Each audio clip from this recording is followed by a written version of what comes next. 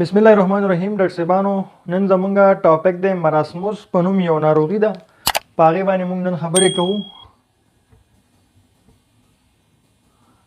مراسموس ډاکټر صاحبانو دا د پروټین انرژي مالنیوټریشن په نوم یو ناروغي ده. دې کې چې دی ډاکټر صاحبانو پروټین او انرژي ډیفیشنسي وي.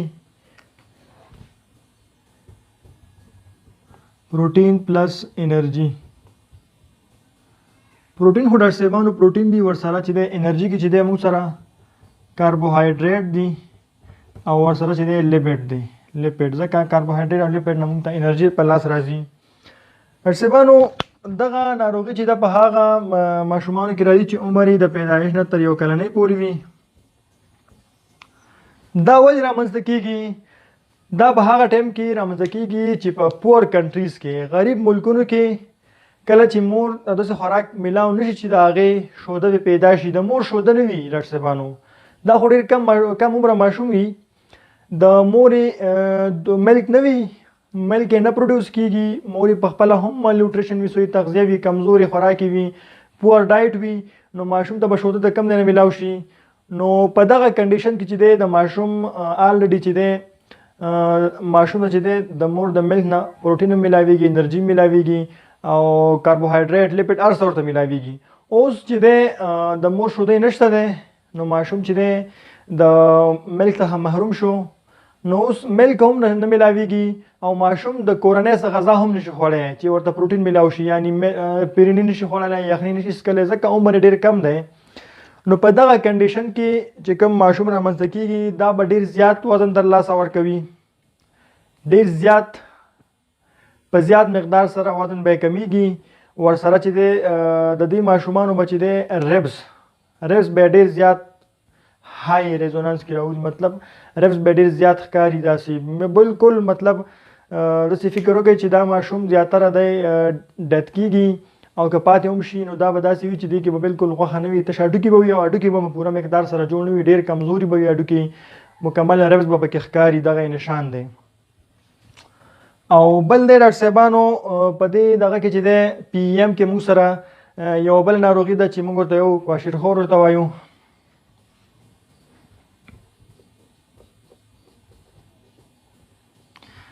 ډاکټر صاحبانو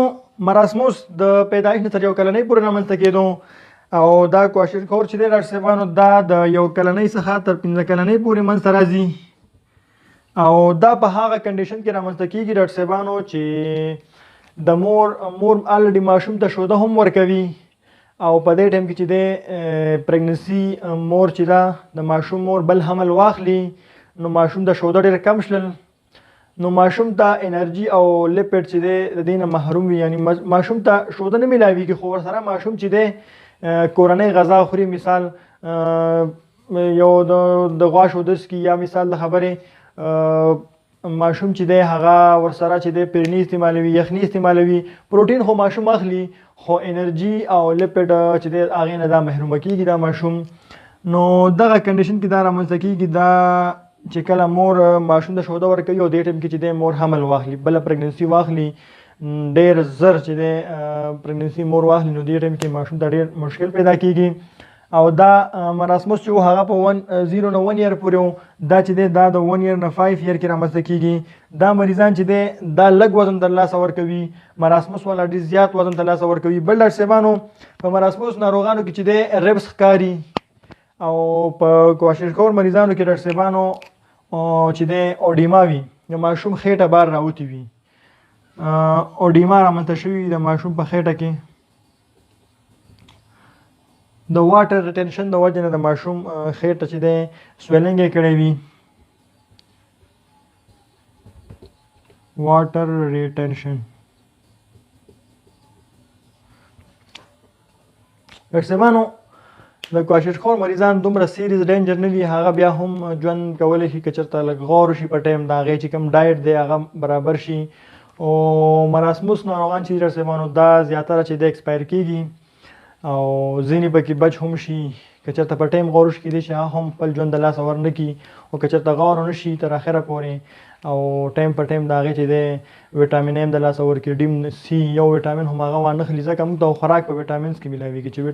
موږ ته ویټامینس په خوراک کې میلاویږي چې خوراک نه وي نو ویټامین به د کومه شي نو ټایم په ټایم چې څومره ویټامین د لاسه ورکوي هغه خپل ویټامینونه خپل چې کوم اکشن دی هغه ښکاره کوي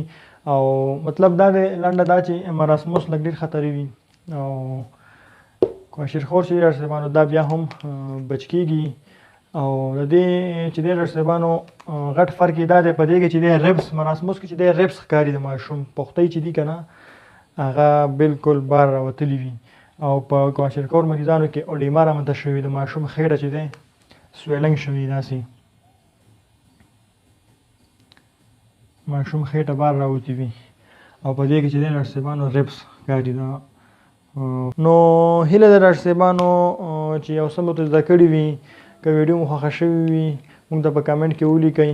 چې ښه ویډیو وه یو څه مو ترلاسه کړي او ورسره چینل سره سبسکرایب کړئ د نورو ویډیوګانو لپاره